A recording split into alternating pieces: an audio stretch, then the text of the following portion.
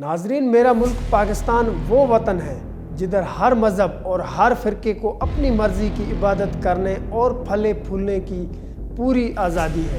پاکستان جیسا ملک پوری دنیا میں نہیں ہے۔ اپنی مٹی کو اٹھا کے ہم اس کے لیے دعا کرتے ہیں۔ انڈیا میں ذات پات ہے، وہاں پہ نفرت ہوتی ہے ذات پات کے حساب سے۔ میں ہوں کنہیا لال اور آپ دیکھ رہے ہیں کنہیا لال کا پاکستان۔ ناظرین، آج میں آپ کو اپنے ملک پاکستان کی شان بتاؤں گا۔ ناظرین، میرا ملک پاکستان وہ وطن ہے جدھر ہر مذہب اور ہر فرقے کو اپنی مرضی کی عبادت کرنے اور پھلے پھولنے کی پوری آزادی ہے۔ They all are living happily. I have not come in these 3 days. I have not seen any discrimination. I am foreigner and you are treating me with so nice. So I don't think that it is possible for a Pakistani to treat a Pakistani in a bad way. I don't think so. ناظرین، دنیا کی کوئی بھی قوم ہو وہ تبھی ترقی کرتی ہے جب وہ اپنے معاشرے کے ہر فرد کو بنا قوم مذہب کے تفریق کیے ترقی کرنے کی پوری آزادی دے۔ آج امریکہ اور چین جیسے ممالک کیسے ترقی کر گئے؟ کیونکہ وہاں چاہے مسلمان ہو، چاہے سکھ ہو یا عیسائی، وہاں ہر کسی کو برابری کی بنیاد پر حقوق دیے جاتے ہیں۔ یہ وہ پاکستان ہے جدھر ایک ہندو جسٹس بھگوان داس اپنی قابلیت کے بل بوتے پر پاکستان کا چیف جسٹس بن جاتا ہے۔ یہ وہ پاکستان ہے جدھر ایک سکھ پاکستانی فوج میں بھرتی ہو کر ایک اعلیٰ مقام تک پہنچتا ہے۔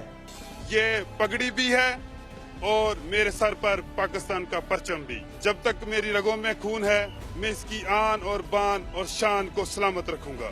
یہ وہ پاکستان ہے جدھر کراچی سے بلوچستان اور کٹاس راج تک ہندوؤں کے بے شمار مندر ہیں، اور حکومت پاکستان اپنے قومی خزانے سے ان مندروں کی تزئین و آرائش کا کام کرتی ہے۔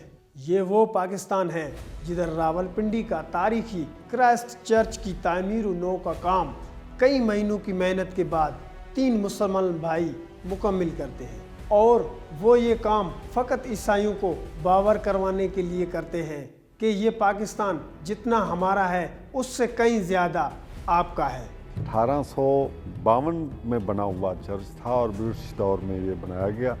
پادری سے بشپ صاحب وہ ہمیں ملے اور انہوں نے کہا کہ جی ہم اس میں مکسنگ کرنا چاہتے ہیں، کچھ گوتھک یورپین آرچز اور اسلامک آرچ کو ہم مکس کر کے بنانا چاہتے ہیں۔ ناظرین، یہ وہ پاکستان ہے جدھر ایک طرف بلوچستان میں ہندوؤں کا ہنگلاج ماتا کا مندر اور دوسری طرف ناروال میں سکھوں کی سب سے زیادہ مقدس و متبرک ترین عبادت گاہ گردوارہ کرتارپور صاحب پوری دنیا کو یہ پیغام دے رہے ہیں کہ برصغیر امن و آشتی کا گڑھ تبھی بن سکے گا جب ہندوستان کا اقتدار بھی پاکستان کے ہاتھ آئے گا۔